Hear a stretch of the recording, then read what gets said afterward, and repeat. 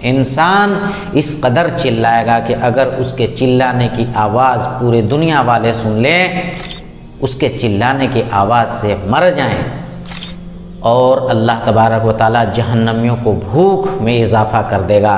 بھوک اس قدر لگے گی کہ وہ بھوک سے بے حال رہے گا، چلائے گا کھانا دے دو، 1000 سال تک فرشتوں سے کھانا مانگے گا۔ بسم اللہ الرحمن الرحیم۔ میں نے پچھلی ویڈیو میں بتایا تھا کہ انسان اپنے اعمال کے مطابق کوئی بجلی کی طرح پل صراط سے پار ہو جائے گا، کوئی آہستہ چلے گا، کوئی لڑھکتے لڑھکتے کٹتے پار ہو جائے گا۔ پار ہونے کے بعد کیا؟ 2 جگہ ہے، جنت اور جہنم۔ جنت میں کون جائے گا؟ یہ آپ سب بخوبی جانتے ہیں۔ جنت میں وہ شخص جائے گا جو اپنی زندگی کو اللہ اور اس کے رسول صلی اللہ علیہ وسلم کے طریقے پر گزارا۔ اور جہنم میں کون شخص جائے گا؟ جس نے اللہ کے حکم کو توڑا، جناب محمد رسول اللہ صلی اللہ علیہ وسلم کی سنت پر عمل نہیں کیا۔ اللہ کے حکم پر چلنے کے لیے شرط یہ ہے کہ پہلے انسان سمجھے، پہلے انسان اس چیز کو معلوم کرے کہ اللہ ہم سے کیا چاہتا ہے، اللہ ہمیں اس دنیا میں کیوں بھیجا ہے۔ جب وہ معلوم کر لے گا، اس کے بعد اللہ کے حکم کے مطابق وہ اپنی زندگی گزار سکتا ہے۔ جناب محمد رسول اللہ صلی اللہ علیہ وسلم کی سنت کیا ہے، آپ صلی اللہ علیہ وسلم نے اپنی زندگی کس طریقے سے گزاری۔ اگر آپ صلی اللہ علیہ وسلم کے سیرت کو کوئی پڑھتا ہے، سمجھتا ہے، تو پتہ چلے گا کہ آپ صلی اللہ علیہ وسلم کی زندگی گزارنے کا طریقہ کیا تھا، کھانا کھانے کا طریقہ کیا تھا، پانی پینے کا طریقہ کیا تھا، لوگوں سے بات کرنے کا طریقہ کیا تھا۔ جب سیرت آپ مطالعہ کریں گے تب آپ صلی اللہ علیہ وسلم کی حیات طیبہ آپ کے سامنے ہوگی، اور اس کے مطابق آپ اگر زندگی گزارتے ہیں تو اللہ کا جو وعدہ ہے کہ نیک لوگوں کو ہم اپنے جنت میں داخل کریں گے۔ اب جنت کیا ہے، جہنم کیا ہے، اس سے پہلے میں بتا دوں کہ انسان کو جب موت آنے لگتی ہے، جب انسان کی روح گلے یعنی کہ سینے تک آتی ہے، پھر انسان آخرت کے مناظر کو دیکھنا شروع کرتا ہے۔ اگر وہ نیک ہے تو جس روم میں وہ سویا ہو یا جہاں بھی وہ، اس کو وہ گھر نہیں دکھائی دے گا، آسمان دکھائی دے گا، آسمان پھٹے گا، فرشتے ہی فرشتے اس کو دکھائی دیں گے، قطار در قطار فرشتے آئیں گے، ملک الموت آتے ہیں، جنت سے اس کا کفن خوشبو میں بسا کر کے لایا جاتا ہے، اس کے سرہانے رکھ دیا جاتا ہے۔ اس کے بعد تمام فرشتے وہاں بیٹھ جاتے ہیں۔ اس کے بعد جب وقت آتا ہے تو اس کو کہا جاتا ہے، اے پاک روح تم چلو اپنے رب کی طرف۔ یہ ہے نیک لوگوں کی روح قبض کرنے کا طریقہ۔ لیکن جو شخص گنہگار ہو، اس کو کالا سیاہ بالکل ڈراؤنا خوفناک فرشتے دکھائی دیتے ہیں، اور اس کا روح جب ان فرشتوں کو دیکھتا ہے تو اس کے جسم میں ایسے ہی گھسنے لگے گا جیسے کتنی بڑی مصیبت سے وہ بچنے کی کوشش کر رہا ہے۔ وہ ہر ممکن کوشش کرتا ہے کہ ہم نہ نکلے اس جسم کو چھوڑ کر کے، لیکن اس کے جسم سے روح کو اس طریقے سے کھینچا جاتا ہے جیسے کہ سوتی کپڑے کو آپ کسی کانٹے وغیرہ پر پھیلا دیں، پھیلانے کے بعد اس کپڑے کو آپ پکڑ کر بے دردی کے ساتھ کھینچیں تو کچھ کپڑا آپ کے ہاتھ میں آئے گا اور کچھ کپڑا کانٹا میں پھنس کر کے رہ جائے گا۔ اسی طریقے سے گناہگار کے روح کو فرشتے زبردستی کھینچتے ہیں، اور روح نکلنے میں کیا تکلیف ہوتی ہے اس کا اندازہ ہم اور آپ نہیں لگا سکتے ہیں۔ اس کے بعد اگر نیک شخص ہے تو 2-4 فرشتے اس کے روح کو لے کر چلے جاتے ہیں، باقی فرشتے وہیں رہ جاتے، اس کو غسل دیتے ہیں، اس کے قبر تک جاتے ہیں۔ جب انسان مردے کو مٹی دے چکا ہوتا ہے تو ایک فرشتہ قبر کی مٹی کو اٹھا کر تمام مجلس پر پھینکتا ہے اور کہتا ہے کہ یہ تم کو بھول جائے گا جیسے تم لوگ اس کو بھول گئے۔ یہ ہے جب انسان کا روح نکلنے لگتا ہے اس وقت کے مناظر۔ تھوڑی سی میں نے باتیں رکھ دی۔ اصل مقصد ہم لوگوں کا تھا کہ پل صراط پار کرنے کے بعد کیا؟ تو اگر کوئی شخص گنہگار ہے کٹ کر کے پل صراط سے نیچے گر گیا، جہنم کیا ہے؟ جہنم تکلیف کا گھر ہے، اس میں کوئی سکون نہیں ہے، کوئی راحت نہیں ہے، ہر طرح کی تکلیف، ہر طرح کی پریشانی، ہر طرح کی مصیبت ہے، کوئی سکون نام کی چیز نہیں ہے۔ جہنم آگوں کا گھر ہے، اس کا جو زمین ہے وہ لوہے کی زمین ہے، اس کا جو دیوار ہے لوہے کا دیوار ہے، ایک بہت بڑا ہال ہے، اس کو تپایا گیا، اتنا تپایا گیا کہ وہ گرمی کے شدت کی وجہ سے بالکل لال ہو گیا۔ جیسے کہ آپ لوہے کو آگ میں ڈال دے، کافی دیر تک اگر اس کو آپ آگ میں رکھے رہے تو لوہا گرم ہونے کے بعد لال دکھائی دینے لگتا ہے۔ اسی طریقے سے جہنم کا جو در و دیوار اور گھر ہے، بیڈ ہے، جو بھی ہے سب آگ کا ہے، اس میں جو پنکھا چلے گا وہ بھی آگ کا ہے، گرم گرم ہوا نکلے گا۔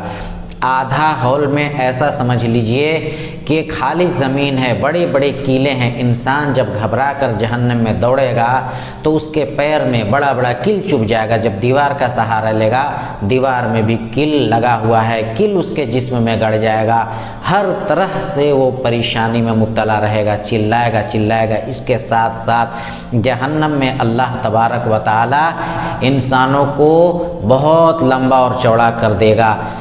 جہنم میں جہنمیوں کا پیٹ کنویں کی طرح بنا دیا جائے گا، اور اس پیٹ میں کوئی کھانا نہیں، سانپ اور بچھو کو بھر دیا جائے گا۔ سانپ اور بچھو باہر سے تو ڈسیں گے ہی لیکن اندر سے بھی ڈسیں گے۔ اگر کسی شخص کے پیٹ میں ہلکی سی تکلیف ہوتی ہے تو کھانے پینے کے چاہے جتنی بھی بہترین چیزیں ہوں اس کے لیے کوئی معنی نہیں رکھتا ہے، وہ کتنوں راحت اور آرام میں ہو، پیٹ کے ہلکے سے تکلیف کی وجہ سے ہر چیز بے حقیقت لگنے لگتی ہے۔ تو اس وقت کا سوچئے کہ جب اللہ تبارک و تعالی انسانوں کے پیٹ کو کنویں کی طرح کر دے گا اور اس میں سانپ بچھو کو ڈال دے گا اور سانپ بچھو اندر سے ڈسیں گے، اس وقت انسان کا عالم کیا ہوگا؟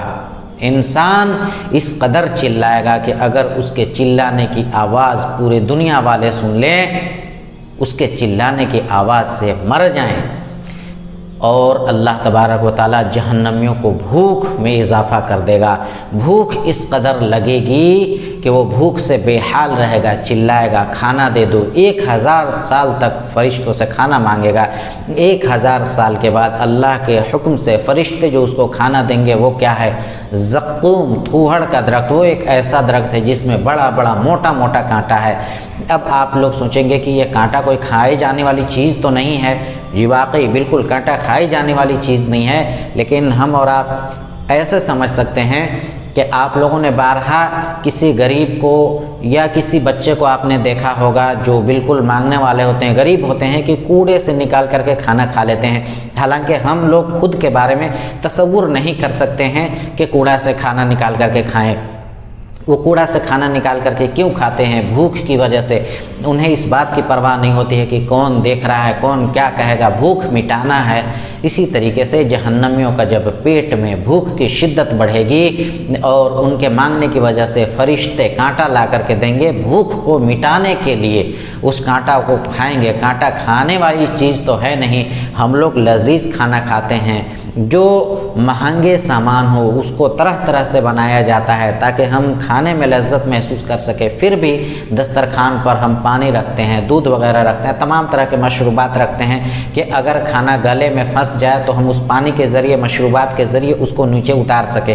تو انسان جو جہنم میں ہے جب وہ کانٹا کھائے گا، کانٹا اس کے گلے میں پھنس جائے گا اور اس وقت اس کو کھانسی آ جائے گی۔ کوئی انسان منہ میں لقمہ لیے ہوئے ہو، اس وقت اگر کھانسی آ جائے تو کیا پریشانی ہوتی ہے؟ کچھ کھانا ناک میں گھس جاتا ہے، کچھ کھانا گلے میں پھنس جاتا ہے، انسان پریشان ہو جاتا ہے۔ تو جب جہنمی کانٹا کھائیں گے اور ان کو کھانسی آئے گا، کچھ کانٹا سر میں گھس جائے گا، کچھ کانٹا اس کے دماغ میں گھس جائے گا، کچھ کانٹا زبان میں گھس جائے گا، کچھ کانٹا گلے میں پھنس جائے گا، اب وہ چلانا شروع کرے گا۔ بھوک کی ایک تکلیف الگ تھی اور اس کانٹے کے پھنسنے کی وجہ سے ایک تکلیف الگ ہو جائے گی۔ اب وہ پانی پانی چلائیں گے، 1000 سال تک پانی مانگیں گے۔ جو ان کو پانی دیا جائے گا وہ کیا ہے؟ جہنمیوں کا کھال 1 منٹ کے اندر 70,000 مرتبہ سے بھی زیادہ اللہ تبارک و تعالی جلا کر کے تبدیل کر دے گا۔ اور یہ اللہ تعالیٰ نے خود کہا ہے کلما نضجت جلودہم بدلناہم جلودا غیرہا لیذوقوا العذاب، کہ ہم جہنمیوں کا بار بار کھال بدل دیں گے، تاکہ وہ عذاب کا مزہ چکھیں۔ اللہ تبارک و تعالیٰ نے یہ کیوں نہیں کہا کہ ہم ان کے گوشت کو بدل دیں گے؟ تو آپ یہ سمجھ لیجئے کہ تکلیف محسوس کرنے کی صلاحیت گوشت کے اندر نہیں، کھال کے اندر ہے۔ آپ میں سے ہر شخص کو کبھی نہ کبھی کوئی انجیکشن لگا ہوگا۔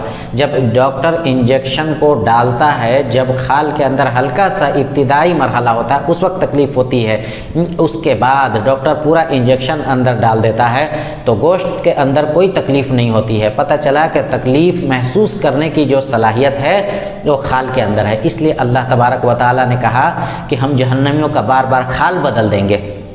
اب جب کھال بدلا جائے گا تو اس کے ساتھ خون بھی نکلے گا۔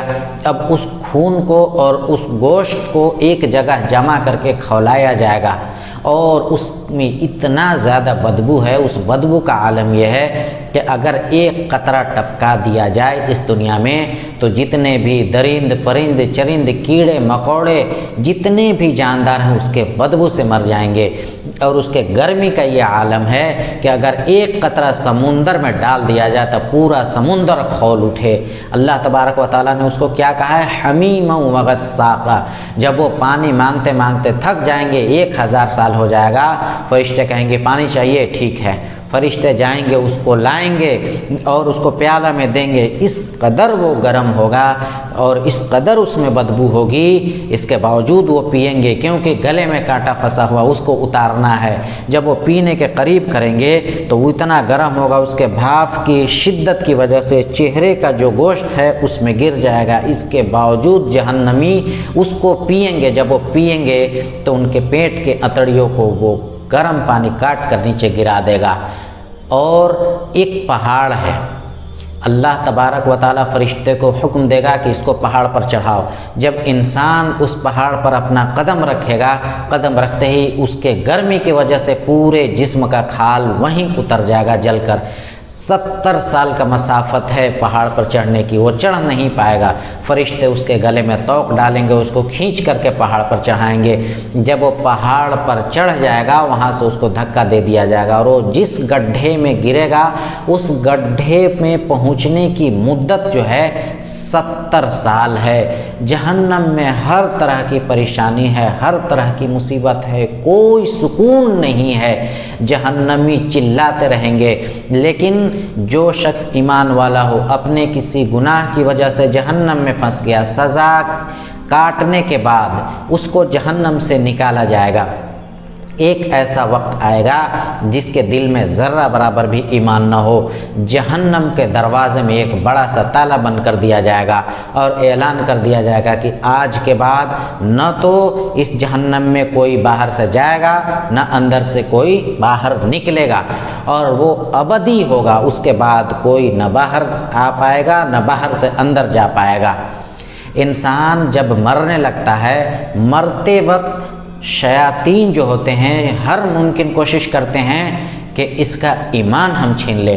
ایک واقعہ میں آپ لوگوں کے سامنے رکھ رہا ہوں۔ تقریباً 6-7 مہینہ پہلے متعلقین میں سے ایک کے گھر میں ایک ضعیفہ کا انتقال ہو رہا تھا۔ عین انتقال کے وقت وہ عالی شان روم میں ہے، ہر طرح سے وہ روم مزین ہے، آرام دائق تمام طرح کے سامان ہیں۔ وہ لیٹے لیٹے کہنا شروع کی کہ یہ گندگی ہے، یہ گندگی ہے، جھاڑو لاؤ، جھاڑو لاؤ، جھاڑو لگاؤ، جھاڑو لگاؤ۔ تو یہ کیا ہے؟ پھر بولنا شروع کی کہ میرا کوئی سہارا نہیں ہے، کوئی سہارا نہیں ہے۔ اللہ کی ایک بندی کلمہ پڑھتے رہی پڑھتے رہی پڑھتے رہی پڑھتے رہی، تقریباً 7-8 منٹ کے بعد وہ کہتی ہے کہ میرا سہارا اللہ ہے، اور اسی وقت اس کا روح قبض ہو جاتا ہے۔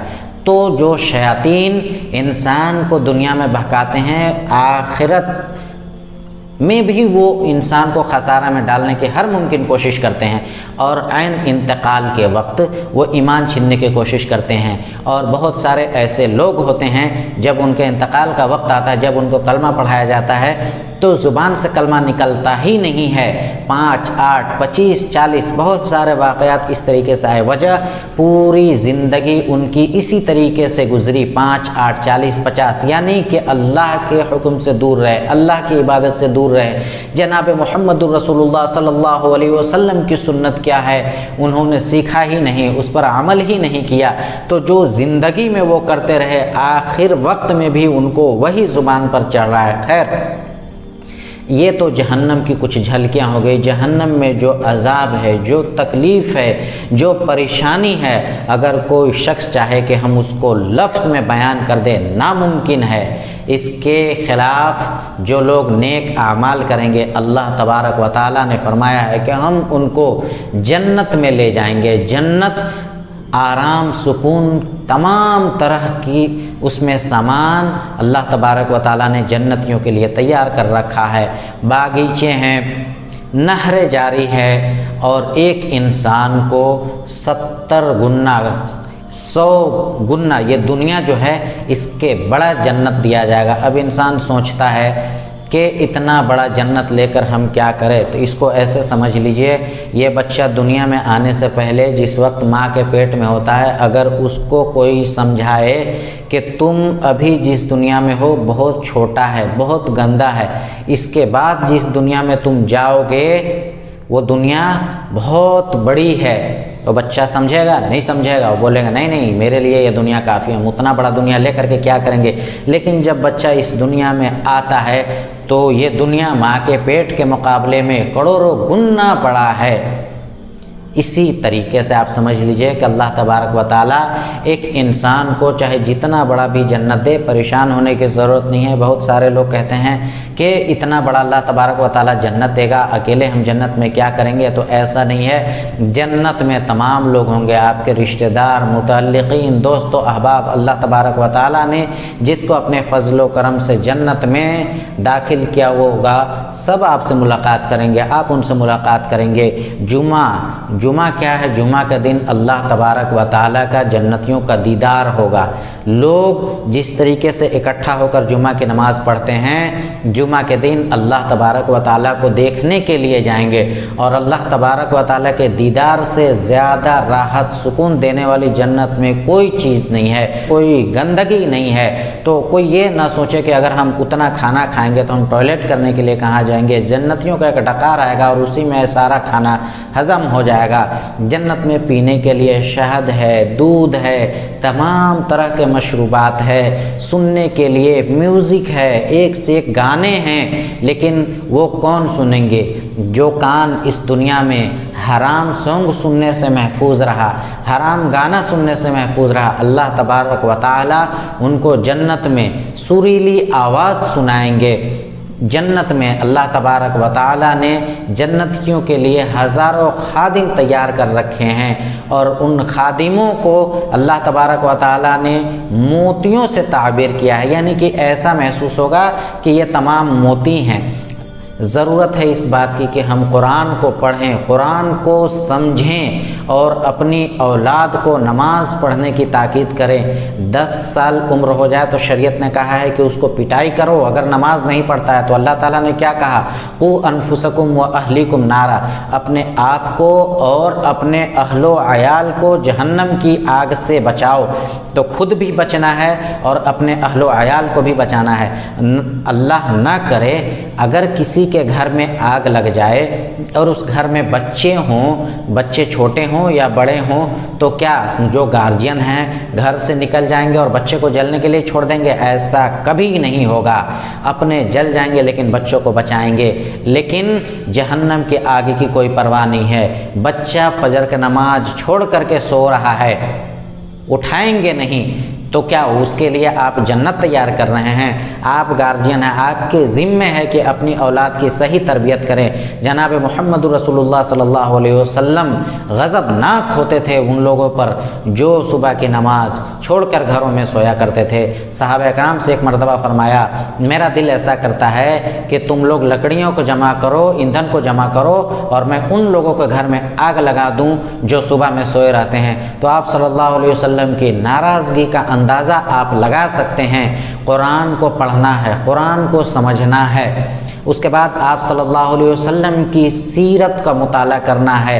اب بہت سارے لوگ کہیں گے اتنا عمر ہو گیا کہاں ہم پڑھیں۔ ایک ایسا وقت تھا کہ لوگ ہزاروں کلومیٹر علم دین حاصل کرنے کے لیے جاتے تھے، نہ رہنے کا کوئی ٹھکانہ ہوتا تھا، نہ کھانا کا کوئی ٹھکانہ ہوتا تھا، لیکن آج محلے محلے میں مسجد ہے، تبلیغ کا کام ہوتا ہے، اس میں آپ سیکھ سکتے ہیں، اپنے امام سے پوچھ سکتے ہیں، آپ کے گھر میں کوئی افراد پڑھے لکھے ہیں آپ ان سے سیکھ سکتے ہیں۔ لیکن یہ کہنا کہ ہمارا عمر اتنا ہو گیا اب ہم نہیں سیکھ سکتے ہیں، نہیں۔